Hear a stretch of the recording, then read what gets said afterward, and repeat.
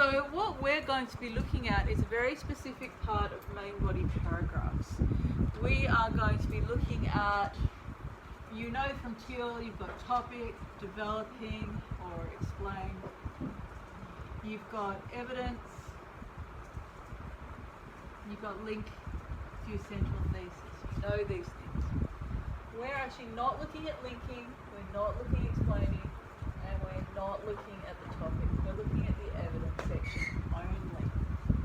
Because this is the part that you guys skip.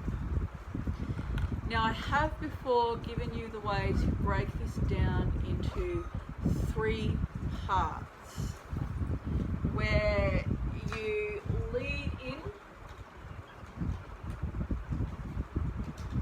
or orientate the reader to the evidence.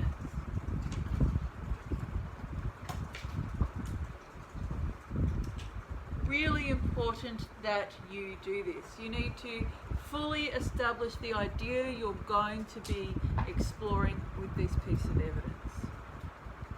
Are you telling me that Smash's language deliberately defines him in opposition to our own values and attitudes? Is he an example of Victorian misogyny? Is he an example of the repercussions of an imperialist system that teaches the English that they are superior, they are morally right, by implication any behaviour that they make is correct? If they can do it, then that's okay. You need to make that kind of a established idea leading into your example. Then you need your direct quote.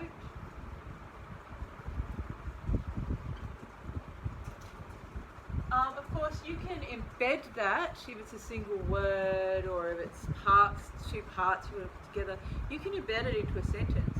But remember, the part that you are quoting, you should always imply that you are quoting it. I should always know what is a direct quote and what is paraphrasing. If you don't use these, I can assume that you are just paraphrasing and you haven't memorized the quote. Even if I recognize it, you haven't communicated it to me. I want to go through a couple of things that you should know. This gets really ugly, by the way, which is why I directly teach you this, because otherwise you won't know. Sometimes your work includes direct speech.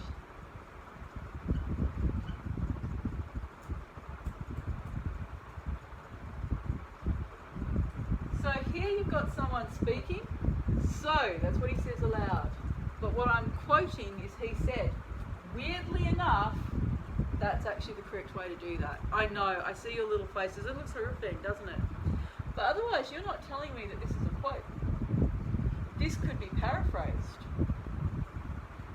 You are quoting it, so you do that. I know it looks absolutely awful, but it is the correct way. Because it lets me know that that is also part of your direct quote, but only that part is spoken. So think of it this way. Spoken, quoted. Quoted, speech, and explanation. That's how that works. There's some other things to know. If you are breaking into a sentence and you don't want the whole one, have what you want. You can simply do that. That's fine. And within a sentence, what you say, so blah blah blah, your analysis, which I'm sure won't be blah blah blah. You can have your direct quote, more of your explanation, direct quote within one sentence. That's if you want to use like a couple of words. You might say, you know, his reference to the woman as black velvet and the author's description of that, of him flicking his tongue. flicking his tongue black velvet are quotes. So I've shown that they are quotes within a sentence of explanation. That still counts as direct quote. It still counts there. I'm going to give you a moment to write some of those notes down before we move on. Just 1 minute though, so do be quick. Why are you guys handing over something? What small animal are you torturing? You're 11. Don't torture small creatures whose lives can be measured in days. It's all they get.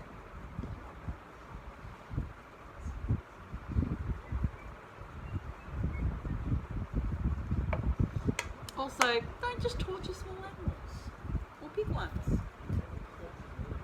Yeah. It's because we took a vote and we decided that we would just torture him. Now, enough of my veganism. Let's move on. Alright.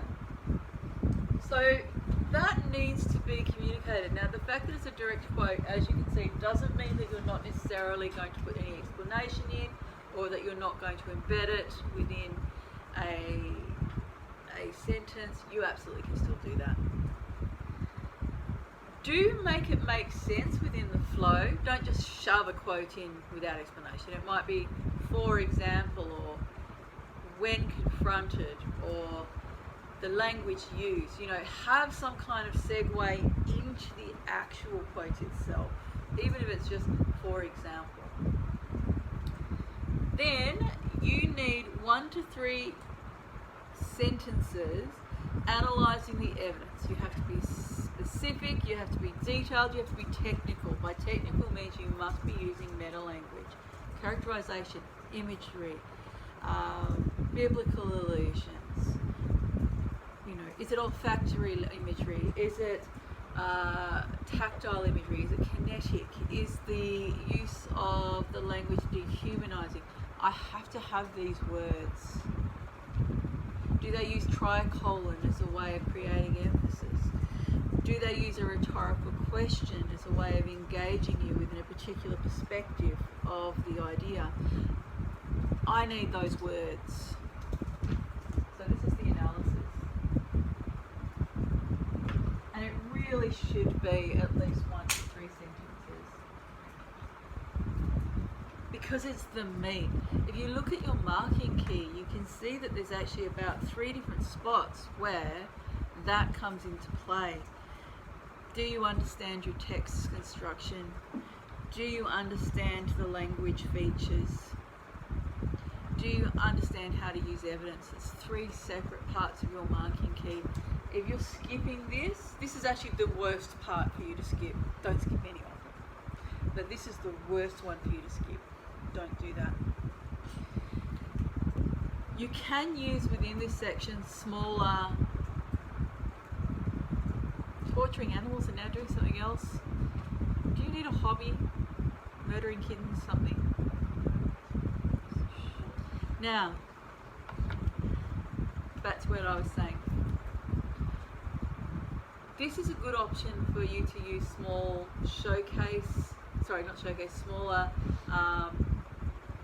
pieces of evidence, single words, paraphrasing, references to repetition, but it's only a word or 2 that you might use within your explanation, just to really show that what your interpretation of your showcase piece of evidence is indicating is actually sort of like something that recurs throughout.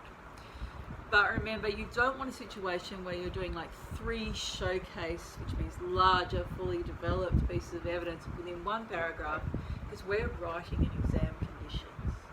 You don't have time to develop a university thesis here. Okay? Alright. So that is the part of your work that almost every single person, if I go further, every single person in this room could absolutely improve your work by focusing on. So let's go through that again. You've had your topic sentence, of course, you've explained your concepts, but you're going to give me some evidence. You're going to lead in and orientate me to the evidence, get me in the right position to engage with it. How do you want me to approach it? Maybe even just tell me when it happens and why that's significant. Give me the direct quote, but again, it must flow within that sentence, even if it's just simply saying, for example. You must make sure you analyze it. Remember those 3 sections of your of your marking key. Understand the text, understand the concepts, be able to use evidence. Must be able to identify the techniques of construction that are being used. You must be able to tell me how it connects to your overall thesis. Why did you give me this? You can use follow-up pieces of evidence, but keep them small. They're not your showcase. They're only supporting your other evidence. So if I wanted, for instance, to explore the idea that Grenville is demonstrating the cruelty inherent in the imperialist approach to invasion with Australia, I might start with a showcase quote, looking at the imagery of our first appearance with him, the identification of what's hanging around his waist. What is hanging around his waist? What's the first thing that they notice? The ears. He has Indigenous people's body parts hanging off of him like some kind of a trophy. The horror, it's actually called body horror in film, body horror, that idea of your body not being safe, your body being dismembered, taken apart. It's particularly horrifying to us because we like the idea of our body being complete, yeah? It makes him literally almost like a horror villain at that point. It's a terribly confronting example of the atrocities against the Aboriginal people. We reject Smasher from the outset. My follow-up supportive quotes might be looking more at how we reject him, but ultimately Thornhill doesn't, and that's the tragedy, isn't it? The idea that the system of invasion, the abuse of power, the power dynamics, create a situation where the ordinary person actually ends up siding with the villain and becoming villainous. And I would go to that scene where he discovers the woman who has been raped by Sagany and Smasher. And I would talk about that invitation, that moment where he imagines it. I would talk about the imagery being used. I would talk about the allusion to the biblical snake, the idea of being tempted, the flicking of the tongue. And all of that would work together. All of that creates a very in-depth representation of the temptation that is offered to people under the colonisation of Australia to be abusive. Remember, what's awful about that is not that the abuse occurred, of course that's awful, but that normal people got the opportunity to decide whether they would do that without consequence. If I say anyone in this room can punch each other in the head, and Henry chooses not to, Henry has not chosen that by the look. Run, Johannes, run. It's the system that I set up that's really horrifying, isn't it? Whether Henry makes a moral choice or not, I've given him power over a Johannes that I should not have given him. That is what that series of larger showcase quotes and the follow-up to 2 small examples demonstrate. Alright, now I know that was a little bit in depth, a little bit scary perhaps, but take 1 minute, write some notes, and then I'm going to ask you if you have any questions about this, and I'm probably going to torture you on structure a little bit. So 1 minute, write down any notes, and then I'm going to come back with some questions.